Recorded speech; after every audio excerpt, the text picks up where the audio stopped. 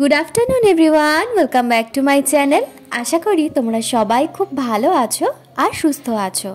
বাজে এখন ঘড়িতে 4:30 মতন, আর এখন থেকে ভিডিওটা আমি শুরু করছি। ফাইনালি আমাদের সেই দিনটা কিন্তু চলে এসেছে। এতদিনের অপেক্ষার অবসান ঘটিয়ে দিনটা ফাইনালি এসেই গেছে।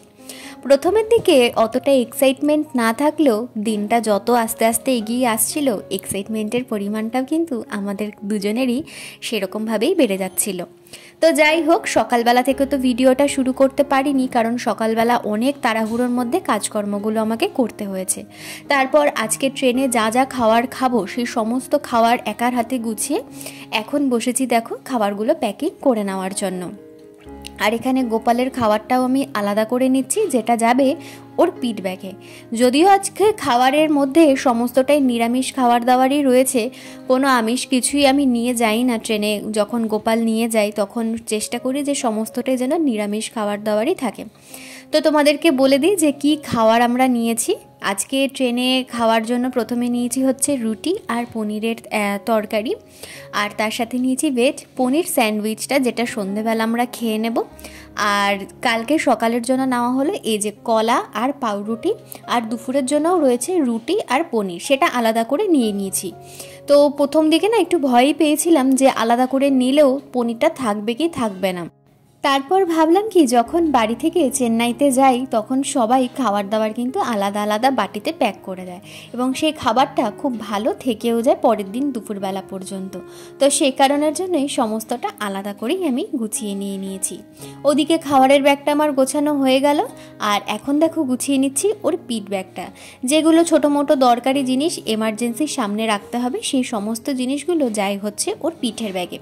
যেমন দেখো গোপালের খাবারটা নিয়ে নিলাম, আর এখানে আমাদের জন্য নিয়ে নিচ্ছি দুটো চিপসের প্যাকেট, একটু টিস্যু, আর গোপালের যে জামা কাপড়টা গুছিয়েছিলাম সেই জামা কাপড়টাও ঢুকিয়ে নিলাম ওর এই পিঠ ব্যাগটায়।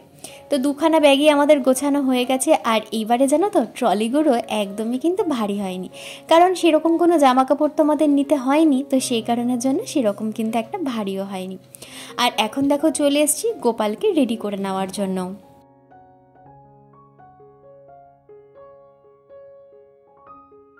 বাড়িতে যাওয়ার জন্য আনন্দ হচ্ছে ঠিকই, তবে মনটা না একটু খারাপ লাগছে, কারণ আগের বার ঘরে শিবলিঙ্গ আমার ছিল না, শিবরাত্রি সেরকমভাবে কিন্তু করতে পারিনি। আর এই বছর দেখো আমার ঘরে নতুন শিবলিঙ্গ আছে, তবে শিবরাত্রি আমি আর করতে পারবো না।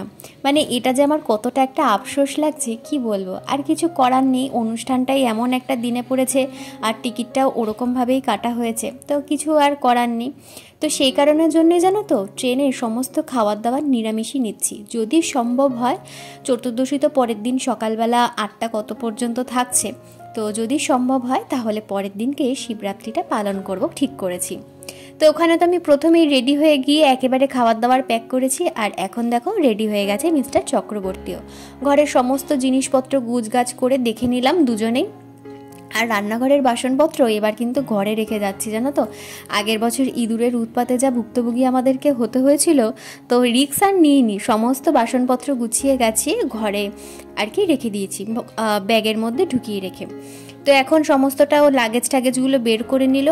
আর এখন ভিডিও এডিট করতে গিয়ে দেখছি দেখো ময়লার বালতিটা বাইরে রেখেই চলে এসেছি, ভেতরে আর রাখা হয়নি। যদিও ময়লার বালতিটা পরিষ্কার, কারণ যেহেতু একদিন থাকবো না, তো ময়লা ফেলে বালতি ভালো করে ধুয়ে আর কি রেখে দিয়েছি ওইখানটাতে। তো যাই হোক ওখানেই থাক। আর ফাইনালি আমাদের টাইম হয়ে গেছে, এখন বেরিয়ে যাচ্ছি। তো প্রত্যেকবার কি হয়, ঘরের সামনে থেকে আমরা গাড়িটা বুক করি, একদম সেন্ট্রাল পর্যন্ত কিন্তু নিয়ে যায়। তবে এইবারও দেখলাম আর আগের বারেও দেখলাম কিছুতেই না বুকিংটা নেয় না, আর এটার জন্য আমাদের খুব প্রবলেমে পড়ে যেতে হয়। আগের বার তো পুরোটাই হেঁটে হেঁটে মেট্রো স্টেশন পর্যন্ত গেছিলাম, তারপর মেট্রো করে সেন্ট্রাল অবধি গেছিলাম। তো বুঝতে পারছি না যে অটো যদি না পাই তাহলে বোধহয় আজকেও আমাদেরকে ওই মেট্রো করেই সেন্ট্রাল পর্যন্ত যেতে হবে। তো দেখা যাক এখন কি হয়। বেরিয়ে তো পড়লাম ঠাকুরের নাম নিয়ে, আর বেরিয়ে সবার প্রথমে বাড়িতেও ফোন করে জানিয়ে দিলাম যে এখন আমরা বেরোচ্ছি। তো ঘর থেকে বেরোনোর সময় পর্যন্ত কিন্তু সব কিছুই জানো তো ঠিকঠাকই ছিল। আমরাও জানতাম যে আমাদের ট্রেন সমস্ত কিছু টাইম মতনই চলছে, তো সব কিছু ঠিকঠাকই থাকবে। গন্ডগোলটা যেরকম হয়েছিল আগের বার বাড়িতেই জানতে পেরেছিলাম, আর এইবার গন্ডগোলটা হয়েছিল প্ল্যাটফর্মে গিয়ে জানতে পেরেছি। তো চলো সেটা তোমাদেরকে একটু পরেই বলছি কি হয়েছে, কি বৃত্তান্ত। আর এদিকে দেখো ট্রলি নিয়ে ব্যাগপত্র নিয়ে আমি কিন্তু বেরিয়ে পড়েছি, আর ও গেল ওর মেসে একটু দেখা করে আসার জন্য। তো ফাইনালি বেরিয়ে পড়েছি, আর দুজনে রাস্তা দিয়ে ঠিক এটাই কথা বলতে বলতে যাচ্ছিলাম যে যদি এখন অটো না পাই তাহলে এতটা রাস্তা কিন্তু হেঁটেই যেতে হবে। যখন আমাদের হাতে ব্যাগপত্র কিছুই থাকে না তখন কিন্তু মেট্রো স্টেশনটা খুব কাছাকাছি লাগে, আর এখন হাতে ব্যাগপত্র আছে তো তাই একটুখানি রাস্তাও অনেকটা মনে হচ্ছে। এই দেখো প্রথম অটোটা দাঁড় করানোর চেষ্টা হলো, জিজ্ঞাসা করা হলো সেন্ট্রাল পর্যন্ত যাবে কি না, প্রথমেই বারণ করে দিল। তারপর আমাদেরকে দেখে আরও একটা অটো কিন্তু চলে এসেছিল, এনাকেও জিজ্ঞাসা করা হলো, ইনিও কিন্তু বললো যাবে না। এর মাঝখানে আরও দুটো অটোওয়ালার সাথে কথা হয়েছে, তো তারা কেউই যেতে রাজি হয়নি। ফাইনালি একটা অটোওয়ালাকে আমরা পেলাম যিনি যেতে রাজি কিন্তু হয়ে গেছে। তো আমাদের ঘর থেকে সেন্ট্রাল যেতে তো খুব বেশি সময় লাগে না, তবে যেহেতু এতগুলো ব্যাগপত্র আছে তো সেই কারণের জন্যই একটা অটো করে নেওয়া আর কি।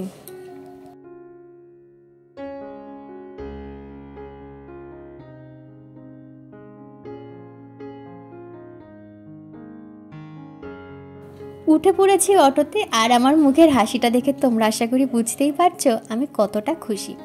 লাস্ট 3-4 দিন ধরে জানো তো ঠিক করে ঘুম পর্যন্ত হয়নি এই এক্সাইটমেন্টের চক্করে। আর এখন যখন অটোতে উঠে পড়েছি না, এত সুন্দর হাওয়া দিচ্ছে মনে হচ্ছে এখানেই যেন আমার চোখটা বন্ধ হয়ে যাবে। তবে এখন তো বন্ধ করা যাবে না, এখনও অনেকটা লম্বা সফর আমাদের বাকি আছে। ট্রেনে উঠবো, তারপরে গিয়ে ঘুমাতে পারবো। দেখো সূর্যটা কি সুন্দর লাগছিল না, আর বাইরের ওয়েদারটা এক কথায় এই সময় কিন্তু অসাধারণ লাগে। দুজনেই সুন্দর গল্প করছিলাম, হঠাৎ করেই মিস্টার চক্রবর্তী বলল যে চলো আমি যে সাইটটায় এখন কাজ করছি সেই সাইটটা তোমাদেরকে একবার দেখিয়ে দিই।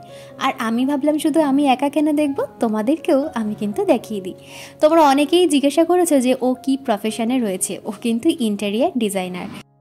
ইন্টেরিয়ার ডিজাইনার মানেই বুঝতে পারছো ওদের 5 স্টার আর 7 স্টারেই কিন্তু কাজ হয়। তো এই মুহূর্তে যে 5 স্টার হোটেলটায় ওদের কাজ হচ্ছে সেটাই কিন্তু এখনও দেখাচ্ছে। এই যে হোয়াইট কালারের যে বড় বিল্ডিংটা দেখতে পাচ্ছ, এটাতেই কিন্তু এখন ওদের প্রজেক্টটা চলছে অলমোস্ট শেষের দিকে। আর এরপরেই আর একটা যে সাইড ওদের চালু হবে সেই সাইডটাও কিন্তু যেতে যেতে আমাকে দেখিয়ে দিয়েছে। এখন যে সাইটটায় কাজ চলছে সেখান থেকে মোটামুটি আরও মিনিট 5 মতন লাগে। তো ও যেহেতু মেট্রো করে যাতায়াত করে তো সেই কারণের জন্য ওর কিন্তু 20 মিনিট থেকে 25 মিনিটই মতন লাগে এই সাইড থেকে আমাদের ঘর পর্যন্ত যাতায়াত করতে। আর মেট্রো স্টেশনে আমাদের ঘর থেকে ডিস্টেন্স হচ্ছে 7 থেকে 8 মিনিট মতন লাগে।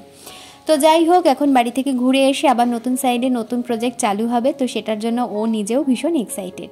তো যাই হোক, দুজনে গল্প করতে করতে দেখো ফাইনালি কিন্তু আমরা সেন্ট্রাল পর্যন্ত চলে এসেছি। আর এই সেন্ট্রালে ঢুকতে ঢুকতেই মনটা কিন্তু আবারও খারাপ হয়ে যাচ্ছিল যে আর কয়েকটা দিন পর আবার এখানেই ফিরে আসতে হবে।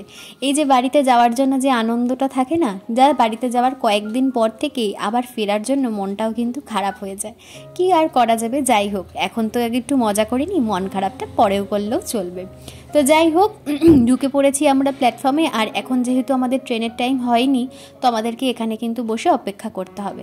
তো বসে অপেক্ষা করছিলাম, বাজে তখন 6টা 5 মতন, আর আমাদের ট্রেন ছিল হচ্ছে সন্ধ্যে 7টা নাগাদ।